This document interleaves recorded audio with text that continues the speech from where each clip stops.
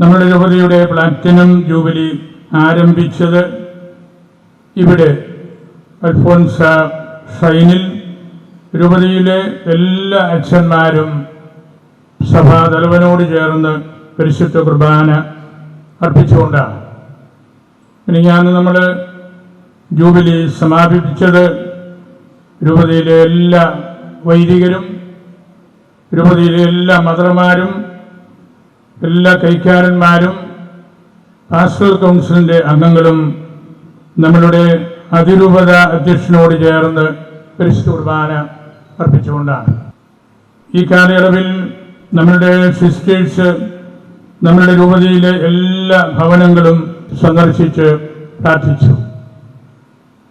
ഈ 3 ഘടകങ്ങൾ വൈദിക സമൂഹം മുഴുവൻ കുർബാനയിൽ ഇവിടെയും നമ്മുടെ ഭദ്രാസന ദേവാലയത്തിൽ ആയിരുന്നതും സിസ്റ്റേഴ്സ് നമ്മുടെ രൂപതയിലെ എല്ലാ വീടുകളും സന്ദർശിച്ചതും ഏറ്റവും അനുഗ്രഹദായകമായ കാര്യങ്ങളായിരുന്നു. എല്ലാ കാര്യങ്ങളും തന്നെ ഇവിടെ അൽഫോൻസാമ്മയുടെ പുണ്യകബറിനോട് ചേർന്നാണ് നമ്മൾ നടത്തുന്നത്. CPCI നടത്തിയപ്പോൾ 204 പിതാക്കന്മാർ നമ്മുടെ രാജ്യത്തെ ഇവിടെ വന്ന് ഈ പള്ളിയിൽ പ്രവേശിച്ചും മുകളിലത്തെ പള്ളിയിൽ പരിശുദ്ധ കുർബാന അർപ്പിച്ചുമെല്ലാം നമ്മൾ ദൈവത്തെ സ്തുതിച്ചു. പിശാചിന് 2 കാര്യങ്ങളാണ് പ്രധാനമായിട്ടും പേടിയുള്ളത്. 1 വിശുദ്ധ കുർബാന, 2 വിശുദ്ധരുടെ ഖബറുകൾ, പുണ്യ കുടീരങ്ങൾ. ഇതിനകത്ത് പ്രവേശിക്കാണ്ട് പക്ഷേ അതിൻ്റെ പരിസരത്ത് നിന്ന് അവർ ഉപദ്രവിക്കും. വിശുദ്ധ കുർബാനയ്ക്ക് ചുറ്റും പിശാചുക്കൾ ഇരിക്കുമെന്ന് കർണാടക പുണ്യവാളൻ എത്രയോ നൂറ്റാണ്ടുകൾക്ക് മുമ്പ് പറഞ്ഞതാണ്. അതുപോലെ തന്നെ വിശുദ്ധ ഖബറുകളിൽ പുണ്യവാന്മാരുടെ രക്തസാക്ഷികളുടെ പുണ്യകുടീരങ്ങളിൽ അവർക്ക് പ്രവേശിക്കാൻ പേടിയാണ്. അല്ലാത്ത ഖബറിലൊക്കെ പ്രവേശിക്കുക നമ്മൾ വേദപുസ്തകം വായിക്കുന്നുണ്ടല്ലോ. അവർ ശവകുടീരങ്ങൾക്ക് ഇടയിൽ നിന്നാണ് പുറത്തു വന്നതെന്നൊക്കെ. അപ്പോൾ ഇത് രണ്ടും നമ്മളുടെ വിശ്വാസവുമായിട്ട് വളരെയേറെ ബന്ധപ്പെട്ട് കിടക്കുന്ന കാര്യങ്ങളായതുകൊണ്ടാണ് ഈ ശാസ്ത്രികൾ പോലും പേടിക്കുന്നത്. നമ്മൾ ഇവിടെ അമ്മയുടെ കുടീരത്തിലായിരിക്കുമ്പോൾ ഈശോയുടെ മുറിവുകളെക്കുറിച്ചും അൽഫോൻസാമ്മയുടെ സഹനങ്ങളെക്കുറിച്ചുമാണ് നിരന്തരമായിട്ട് ഓർക്കുന്നതും പ്രഘോഷണം നടത്തുന്നതും. ഈശോയുടെ മുറിവുകളാണ് എനിക്ക് കാണേണ്ടതെന്ന് ഉദ്ധാനം ചെയ്ത ഈശോയെക്കുറിച്ചും തോമാസ് ലീഗ ആവശ്യപ്പെട്ടല്ലോ. മുറിവുകളിലാണ് ഉദ്ധാനത്തിൻ്റെ സന്ദേശം ചേർത്ത് വച്ചിരിക്കുന്നത്. കർത്താവിൻ്റെ മുറിപ്പാടുകളിലാണ് നമ്മളും ദിവ്യരഹസ്യങ്ങളുടെ ആഴങ്ങൾ കാണുന്നത്. മിശിഹായുടെ സ്ലീവ, കുരിശ്, അവൻ മരിച്ചു കിടക്കുന്ന ഒരു ബെഡ് മാത്രമല്ല, നമ്മെ പഠിപ്പിക്കാൻ ഈശോ ഇരിക്കുന്ന കത്തീഡ്ര, കസേര കൂടിയാണ് എന്ന് വിശുദ്ധ അഗസ്തീനോസ് പറഞ്ഞു വച്ചിട്ടുണ്ട്. അതിലാണല്ലോ സത്യം.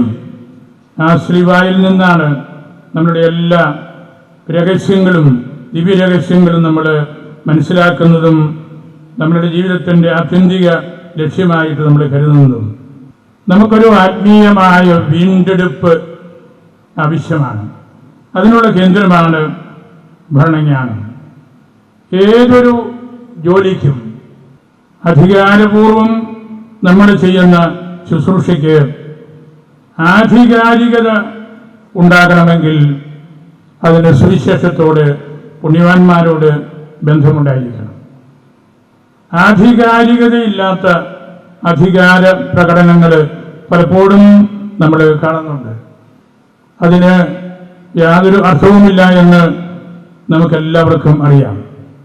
ഇന്നത്തെ സുവിശേഷം നമ്മോട് പറയുന്നതും എങ്ങനെയാണ് നമുക്ക് ശുശ്രൂഷകളിൽ ഒരു ആധികാരികത സ്വന്തമാക്കാൻ കഴിയുന്നത് എന്നതിനെക്കുറിച്ചാണ്. ഗോതമ്പ് മണി ഭക്ഷണമായും വിതയ്ക്കാനുള്ള വിത്തായും ഒക്കെ നമുക്ക് മനസ്സിലാക്കാം. പിന്നെ കുറെ കഴിയുമ്പോൾ അത് അപ്പമായി മാറുന്നുണ്ട്. അല്ലെങ്കിൽ വിതച്ച് വീണ്ടും ധാന്യമണികൾ ഉണ്ടാകുന്നതുവരെ വളരുന്ന പ്രക്രിയയിൽ ഒരു പുതിയ ജീവിതത്തിനായി അഴിയുന്നു എന്ന ആ കാര്യവും നമ്മെ പഠിപ്പിക്കുന്നുണ്ട്. അഴിയുന്ന ഗോതമ്പ് മണിയെ ഇന്റലക്ച്വലായിട്ട് മാത്രം നമ്മൾ നോക്കിയാൽ പോരാ, ബുദ്ധിപരമായിട്ട് മാത്രം കണ്ടാൽ പോരാ. ക്രൂശിക്കപ്പെട്ടവനും ഉയർത്തെഴുന്നേറ്റവനുമായ ഈശോയോടുള്ള നമ്മുടെ സ്നേഹമാണ് അവിടെ നമ്മൾ കാണേണ്ടത്.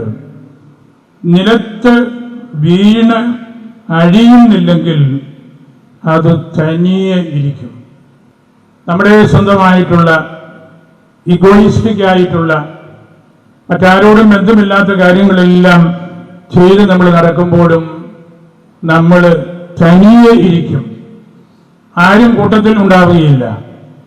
അഴിയുമ്പോൾ സമൃദ്ധമായ ഫലം നൽകും. ഇത് രക്ഷാചരിത്രത്തിലെ ഈശോയുടെ ദൗത്യമാണ്. പുതിയ ഗോതമ്പ് ചെടിക്ക് ജന്മമേകാൻ അഴിഞ്ഞു തീർന്ന ഗോതമ്പ് മണിയായിരുന്നു വിശുദ്ധ അൽഫോൻസാമ്മ. അമ്മയുടെ തിരുനാളിൽ അഴിയുന്ന ഗോതമ്പ് മണിയുടെ സുവിശേഷം എല്ലാ വർഷവും നമുക്ക് നമ്മുടെ സഭ നിശ്ചയിച്ചു തന്നിരിക്കുന്നതും അക്കാരണം കൊണ്ടാണ്. മനുഷ്യപുത്രൻ മഹത്വീകരിക്കപ്പെടുന്ന വിനാഴികയിൽ ഞാൻ അഴിഞ്ഞു പോകുമെന്ന് ഈശോ തന്നെ പറഞ്ഞിരുന്നല്ലോ. അവൻ നിലത്ത് വീണ് പ്രാർത്ഥിച്ചു. വെള്ളിയാഴ്ചകളിൽ നമ്മൾ ആ സുവിശേഷം കാണുന്നുണ്ട്.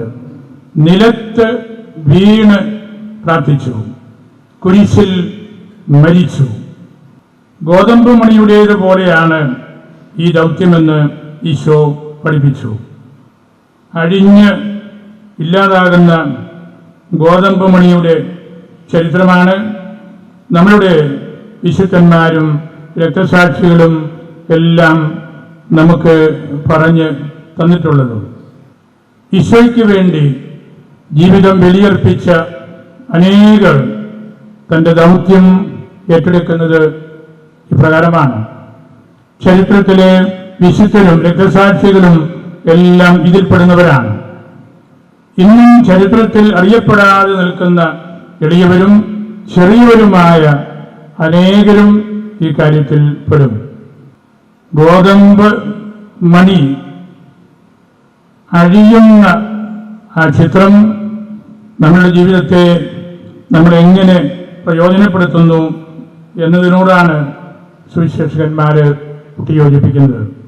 ഞാൻ ആദ്യമേ പറഞ്ഞല്ലോ, പൈശാചികമായ പ്രവൃത്തികൾ ധാരാളം ഇന്ന് ലോകത്തുണ്ട്. ഈശോയ്ക്ക് തന്നെയും നേരിടേണ്ടി വന്ന കാര്യം അതാണല്ലോ. പിശാച് വളരെ തന്ത്രപൂർവം ഈശോയുടെ ചുറ്റും, ഈശോയെ കൊണ്ട് നടക്കുന്ന നമ്മുടെ ചുറ്റും, അല്ലാത്തവർക്കും കുഴപ്പമൊന്നുമില്ലായിരിക്കും, ഈശോയെ കൊണ്ട് നടക്കുന്ന നമുക്ക് ചുറ്റും എല്ലാം ഉണ്ട്.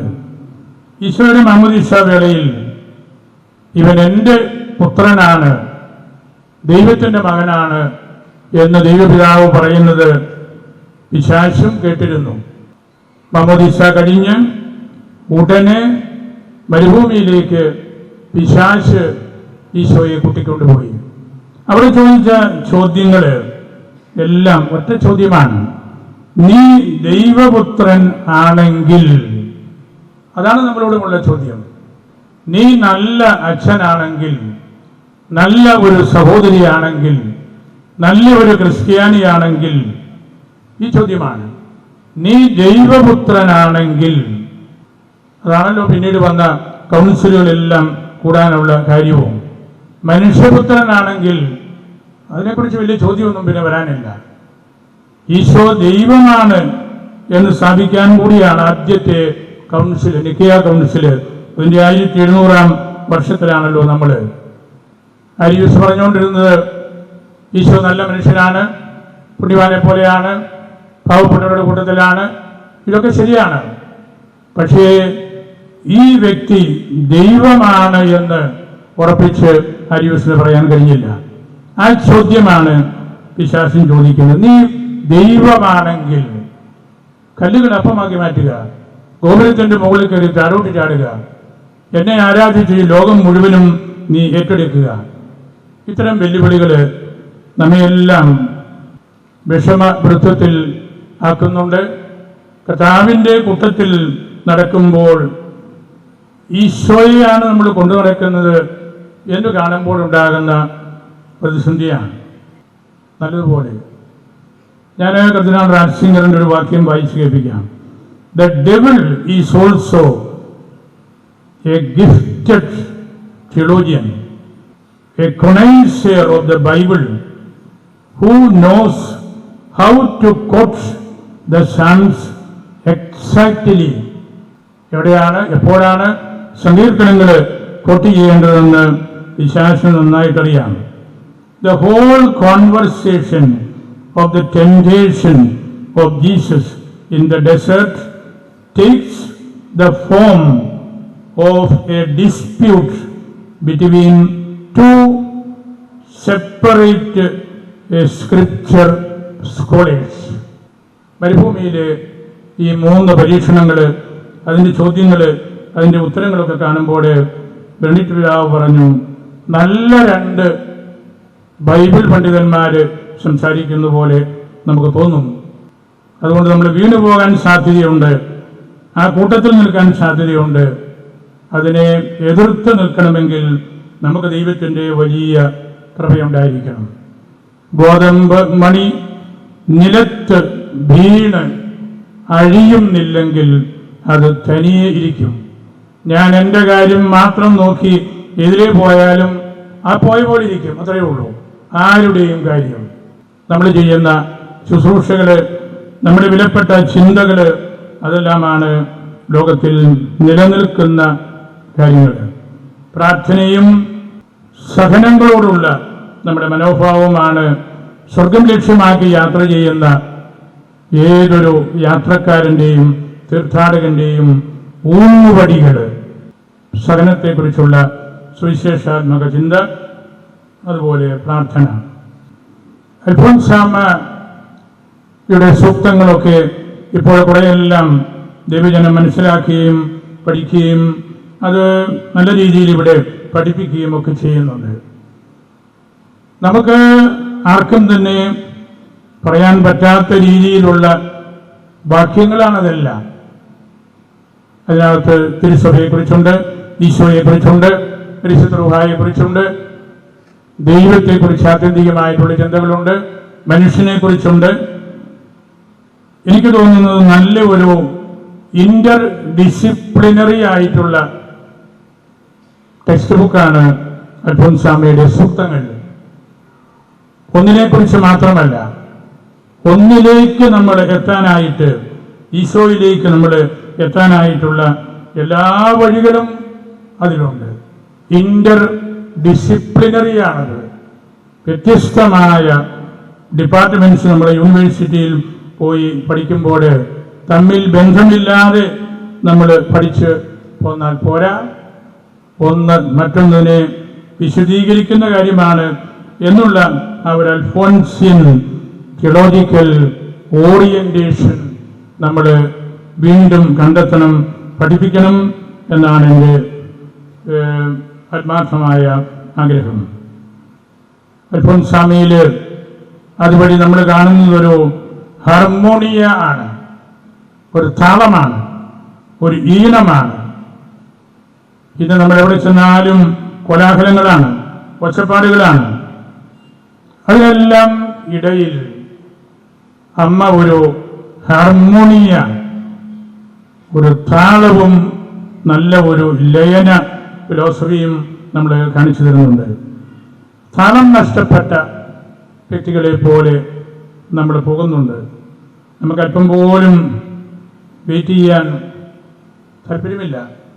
എത്രയോ സ്ഥലങ്ങളിൽ നമ്മൾ കാണുന്നു, കുമ്പസാരക്കൂട്ടിൽ, ബാങ്കിൻ്റെ സ്ഥലത്ത് ആശുപത്രികളിൽ, വില്ലേജ് ഓഫീസുകളിൽ, ബസ് സ്റ്റാൻഡുകളിൽ, ട്രെയിൻ സ്റ്റേഷനുകളിൽ പണ്ഡിതന്മാരുടെ, ഉദ്യോഗസ്ഥന്മാരുടെ മുറികളുടെ മുമ്പിൽ ഇവിടെ ഒന്ന് വെയിറ്റ് ചെയ്യാൻ നമുക്കിഷ്ടമില്ല. ഞാൻ വരുമ്പോൾ അകത്തിരിക്കുന്നയാൾ ഓടി വന്ന് എല്ലാത്തിനും ഉത്തരം പറയണം. എന്തോ ഒരു റെസ്റ്റ്ലെസ്നെസ് ആണ്. ഒരിടത്തും നമുക്ക് ഒന്ന് വെയിറ്റ് ചെയ്ത് പ്രാർത്ഥിച്ച് ഇരിക്കാൻ പറ്റുന്നില്ല, ആർക്കും പറ്റുന്നില്ല. നമ്മൾ അമ്മയിൽ നിന്ന് ഈ പാഠം നല്ലതുപോലെ പഠിക്കേണ്ടതുണ്ടെന്നാണ് എൻ്റെ വ്യക്തിപരമായ അഭിപ്രായം. അൽഫോൻസാമ്മ ആ ഒരു സ്പിരിച്വാലിറ്റിയും കൂടെ നമ്മെ പഠിപ്പിക്കുന്നുണ്ട്. The spirituality of waiting.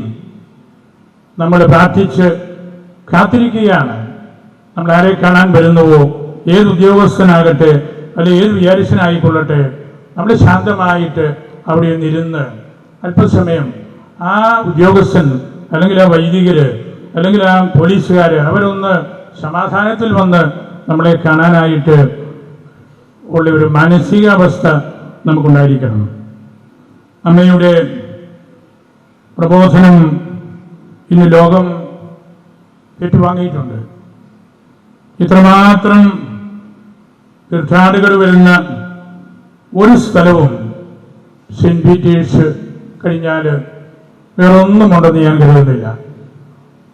അതുപോലെ ക്രൈസ്തവരും ഇതര മതസ്ഥരും ഇവിടെ കാത്തുനിന്ന് അമ്മയുടെ പുണ്യകുടീരം കാണുകയാണ്, ചിന്തിക്കുകയാണ്, പ്രാർത്ഥിക്കുകയാണ്.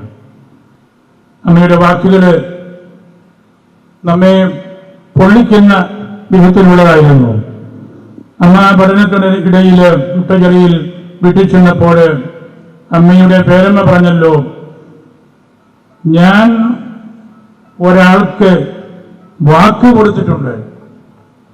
അമ്മ പേരമ്മ നല്ലൊരു ചെറുക്കനെ കണ്ടുവച്ചിട്ടുണ്ടായിരുന്നു. ഞാൻ ഒരാൾക്ക് വാക്ക് കൊടുത്തിട്ടുണ്ട് എന്ന് അന്നക്കുട്ടിയോട് അൽഫോൻസായോട് പറഞ്ഞു.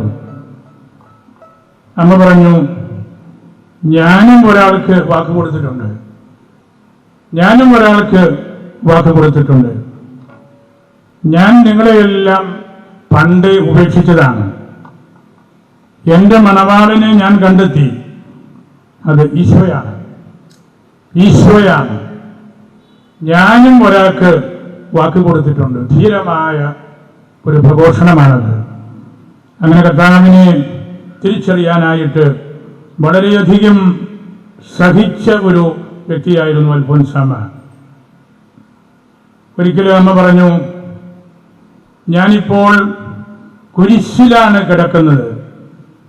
കുരിശിൽ കിടന്നപ്പോൾ കർത്താവിന് കാലും കൈയും അനക്കാനോ തിരിക്കാനോ മറിക്കാനോ പറ്റില്ലായിരുന്നു. ഞാനും രോഗം മൂലം ഇപ്പോൾ കുരിശിൽ തറയ്ക്കപ്പെട്ടവനെ പോലെ കാലും കൈയും അനക്കാൻ പറ്റാതെ കിടക്കുകയാണ്. തീജ്വാലയുടെ നടുവിൽ കിടക്കുന്ന പുളയുന്ന ഒരു കീടത്തിന് തുല്യമാണ് ഇപ്പോഴത്തെ എൻ്റെ അവസ്ഥ. ഞാൻ ഓടി എൻ്റെ കർത്താവിൻ്റെ മടിയിൽ പോയി ഇരിക്കും. എന്തൊരു പവർഫുൾ ആയിട്ടുള്ള എക്സ്പ്രഷൻസാണ്. പൗലോസ് പോലും ഇത്ര ധീരമായ കാര്യങ്ങൾ അധികം സംസാരിച്ചിട്ടില്ല. ഈശോയുടെ സഹനത്തിൽ വന്ന കുറവുകൾ എൻ്റെ ശരീരത്തിലും നമ്മുടെ ശരീരത്തിലും വഹിക്കണമെന്ന് ഒക്കെ പൗലോസ് ശക്തമായിട്ട് പറഞ്ഞിട്ടുണ്ടെങ്കിലും ഇതുപോലെ അടിസ്ഥാനപരമായ റാഡിക്കലായിട്ടുള്ള ചിന്തകളാണ് അമ്മയുടെ വാക്കുകൾ, സൂക്തങ്ങൾ. സഹിച്ച് മടുത്ത് ഉടഞ്ഞുപോയ കൂമ്പടഞ്ഞ ഒരു ജീവിതമല്ലായിരുന്നു അമ്മയുടേത്. സഹനം സ്വർഗത്തിലേക്കുള്ള സ്റ്റെപ്പ് ലാഡറായിട്ട്, ഗോണിപ്പടിയായിട്ട് അമ്മ കണ്ടു. അതാണ് അമ്മയുടെ ജീവിതത്തിൻ്റെ ഏറ്റവും വലിയ കാര്യം എന്ന് നമ്മൾ തിരിച്ചറിയണം. ക്രൈസ്തവ ജീവിതം രക്തസാക്ഷിത്വത്തിൻ്റെതാണ്, സഹനങ്ങളുടേതാണ്. The highest life has the hardest sufferings. Thomas Aquinas പറഞ്ഞൊരു കാര്യമാണ്. The highest life has the hardest sufferings. ചുമ്മാ നടക്കുന്ന ഒരാൾക്ക് അങ്ങനെ വേദനകളൊന്നുമില്ല. നല്ല കുട്ടികൾക്ക് അപ്പനായിട്ടും അമ്മയായിട്ടും ജീവിക്കണമെങ്കിൽ ഹാർഡസ്റ്റ് സഫറിങ്സ് ഉണ്ടാകാം. നല്ല മാതാപിതാക്കള്, നല്ല വൈദികര്, വളരെ നല്ല മെത്രാനിഷ്യന്മാര്, ഹാർഡസ്റ്റ് സഫറിങ്സ് അവരുടെ കൂട്ടത്തിൽ എപ്പോഴും ഉണ്ടാകും. The thorn in the flesh will never be totally removed. Paulose ശരീരത്തോടുകൂടി സ്വർഗത്തിലെത്തിയപ്പോഴും ഈ വേദനയോടുകൂടിയാണ് പോയത്. എടുത്തു മാറ്റിത്തരണമേ എന്ന് പറഞ്ഞ ആ മുള്ളോടുകൂടിയാണ് പോയത്. ഈശോ മുറിവുകളോടുകൂടി ഉദ്ധിതനായി എന്ന് പറയുന്നത് പോലെ. അതുകൊണ്ട് നമുക്ക് നമ്മുടെ ജീവിതത്തിൻ്റെ അടിസ്ഥാനപരമായ കാര്യങ്ങൾ പരിശോധിക്കാനും സഹനത്തിലൂടെ സ്വർഗത്തിലേക്ക് കയറി ഈശോയുടെ പക്കൽ എത്തിയതുപോലെ നമുക്ക് ഈ പുണ്യകുടീരം സന്ദർശിക്കുമ്പോൾ ഒക്കെ നമുക്ക് തോന്നണം. നമ്മൾ ഈ ദിവസങ്ങളിൽ 2-3 ദിവസങ്ങളായിട്ട് നമ്മളുടെ ബഹുമാനപ്പെട്ട സിസ്റ്റേഴ്സ് അനുഭവിക്കുന്ന വേദനകൾ അറസ്റ്റിലൂടെ നമ്മൾ കണ്ടുകൊണ്ടിരിക്കുകയാണ്. അത് വളരെ നിർഭാഗ്യകരമായ കാര്യമായല്ലോ. കഴിഞ്ഞ വെള്ളിയാഴ്ച നമ്മുടെ 2 ബഹുമാനപ്പെട്ട സിസ്റ്റേഴ്സ് മനുഷ്യക്കടത്തും നിർബന്ധിത മതപരിവർത്തനവും ആരോപിച്ച ബജ്രംഗ് ദൾ പ്രവർത്തകരുടെ നേതൃത്വത്തിൽ ഗവൺമെന്റ് റെയിൽവേ പോലീസ് ഛത്തീസ്ഗഡിൽ വെച്ച് അവരെ അറസ്റ്റ് ചെയ്യുകയും കോടതിയിൽ ഹാജരാക്കുകയും 14 ദിവസം കഴിയുമ്പോൾ റിമാൻഡ് ചെയ്യുകയും ചെയ്യുന്നു എന്ന വാർത്തയാണ് നമ്മൾ കേട്ടുകൊണ്ടിരിക്കുന്നത്. വളരെ സങ്കടകരമായ ഒരു കാര്യമാണത്. അവരുടെ ശുശ്രൂഷ കേന്ദ്രത്തിലെ ഹോസ്പിറ്റലിലേക്ക് പരിശീലനത്തിനും ജോലിക്കുമായി എല്ലാ രേഖകളോടും കൂടി 2 യുവതികളെ കൊണ്ടുപോയതാണ് ഈ സിസ്റ്റേഴ്സ്. CBCIയുടെ പ്രസിഡന്റും എല്ലാം ഈ കാര്യം സർക്കാരിൻ്റെ മുമ്പിൽ ഇതിനോടകം പറഞ്ഞു കഴിഞ്ഞു. ഇന്ന് ജാമ്യത്തിനായി അവർ ശ്രമിക്കുമ്പോൾ നീതി ലഭിക്കും എന്ന് നമുക്ക് പ്രതീക്ഷിക്കാം. കത്തോലിക്കരായ നമ്മൾ ആരെയും തട്ടിക്കൊണ്ടു പോകുന്നവരല്ല, ആരെയും കടത്തിക്കൊണ്ടു പോകുന്നവരല്ല. മനുഷ്യക്കടത്ത് നടക്കുന്നുണ്ടെങ്കിൽ അത് സ്വർഗത്തിലേക്കാണ്. ഈ ഭൂമിയിലെ മനുഷ്യർക്ക് സ്വർഗം കാണിച്ചു കൊടുക്കാൻ വേണ്ടിയാണ് ആ എളിയ സഹോദരിമാര് ഈ കുട്ടികളെയും കൊണ്ട് അവിടെ പോയതും അല്ലെങ്കിൽ അവിടെ ശുശ്രൂഷ ചെയ്യുന്നതും. ജീവിതം കൊണ്ട് ഈശോ ആരാണെന്ന് അവര് പഠിപ്പിച്ചുകൊണ്ടിരിക്കുകയായിരുന്നു. വിവിധ മതങ്ങളിലെ തീവ്ര സ്വഭാവമുള്ള സംഘടനകള് മുൻവിധിയോടെയും ശത്രുതാ മനോഭാവത്തോടെയും വൈകാരികമായി ഇടപെടലുകൾ നടത്തുമ്പോൾ നമുക്ക് വലിയ സംഘർഷങ്ങൾ ഉണ്ടാകുന്നുണ്ട്. കേരളത്തിൽ വിവിധ മതങ്ങൾ തമ്മിൽ ഹാർമണിയുണ്ട്, വഴക്കില്ല എന്നൊക്കെ എപ്പോഴും പറയുമ്പോഴും കേരളത്തിൽ നിന്നുള്ള നമ്മുടെ സഹോദരിമാര് കേരളത്തിന് പുറത്തുപോയി ആക്ഷേപിക്കപ്പെടുകയും ജയിൽവാസം അനുഭവിക്കേണ്ടിയും ഒക്കെ വരുമ്പോൾ ആ പറയുന്നതിൽ വലിയ പൊരുളില്ല എന്ന് നമുക്കറിയാം.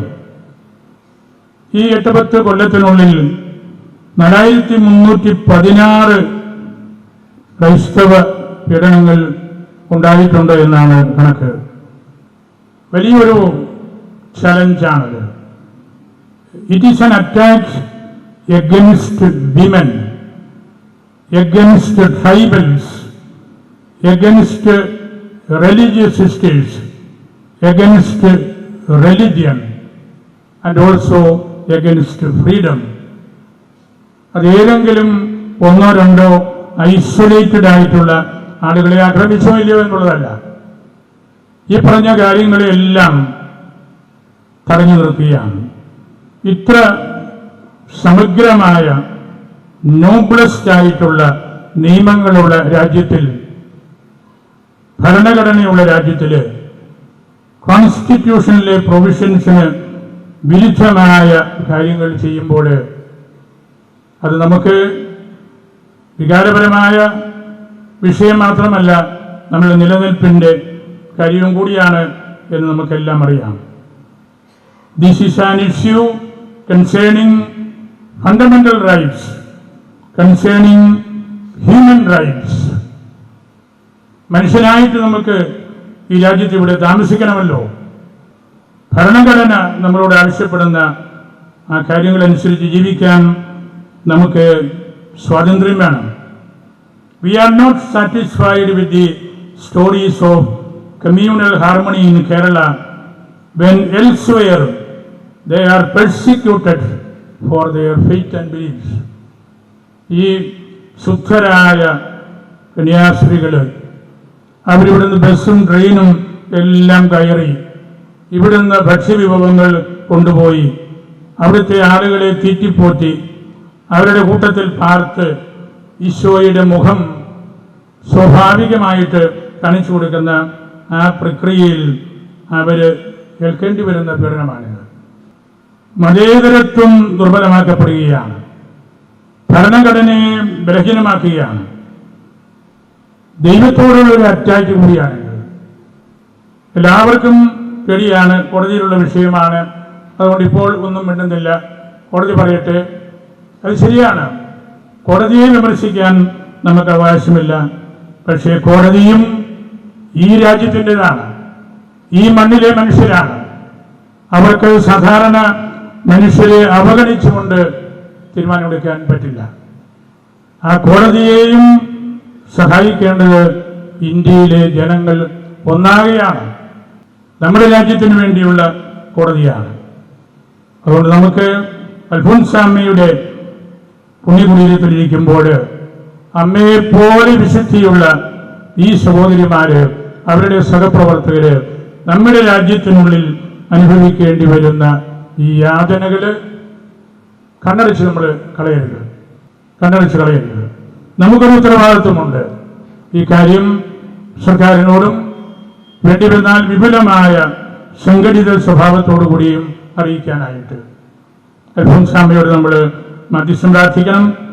അമ്മ വഴിയുള്ള ഈശോയുടെ കൃപ നമുക്ക് ആവശ്യമാണ്. അതിനുള്ള കരുത്താണ് ഈ കുർബാനയിലൂടെ, ഈ അമ്മയുടെ ടൂമ്പിലൂടെ നമുക്ക് എല്ലാവർക്കും ഉണ്ടാകേണ്ടത്. അമ്മയുടെ മധ്യസ്ഥം തീർച്ചയായിട്ടും നമുക്ക് ഏറ്റവും അനുകൂലമായ സാഹചര്യങ്ങൾ ഉളവാക്കും എന്ന് ഞാൻ പൂർണ്ണമായിട്ട് വിശ്വസിക്കുകയാണ്. നമുക്ക് നമ്മളുടെ പാവപ്പെട്ട പരിശുദ്ധരായ സന്യാസിനിമാരെ, ക്രൈസ്തവരെ, വൈദിക വിദ്യാർത്ഥികളെ വെറുതെ വിട്ടുകളയാൻ ഒക്കില്ല. അങ്ങനെ ആരും ചിന്തിക്കരുത്. അവർക്ക് ചോദിക്കാനും പറയാനും ആരുമില്ലാത്തവരെ പോലെ, ഉപേക്ഷിക്കപ്പെട്ടവരെ പോലെ നമ്മൾ വിട്ടുകളയരുത്. അവർ നമ്മുടെ മക്കളാണ്, മലയാളികളാണ്, ഇവിടെ ജനിച്ചു വളർന്ന് ഈ സഭയിൽ, കേരള സഭയിൽ ശുശ്രൂഷ ചെയ്തുകൊണ്ടിരിക്കുന്നവരാണ്. അതുകൊണ്ട് നമ്മുടെ ഉത്തരവാദിത്വം ഗൗരവതരമായ രീതിയിൽ നമ്മൾ തിരിച്ചറിയണം എന്നാണ് എനിക്ക് നിങ്ങളോട് പറയാനുള്ളത്. ഈ ദിവസം അമ്മയുടെ ഈ പുണ്യകബറിൽ വന്നു പോകുന്ന എല്ലാവർക്കും ഇത്തരം സാമൂഹ്യ വിഷയങ്ങളിൽ ഒളിഞ്ഞിരിക്കുന്ന തിന്മയുടെ വശം കൂടെ കാണാനും മനസ്സിലാക്കാനും ബന്ധപ്പെട്ടവരോട് അതേക്കുറിച്ച് പ്രതികരിക്കുവാനും ഉള്ള ശക്തി കൂടി ലഭിക്കട്ടെ എന്ന് ഞാൻ പ്രാർത്ഥിക്കുന്നു. എല്ലാവരെയും പരിശുദ്ധ അൽഫോൻസാമ്മയ്ക്ക് സമർപ്പിച്ച് എൻ്റെ വാക്കുകൾ ഉപസംഹരിക്കുന്നു.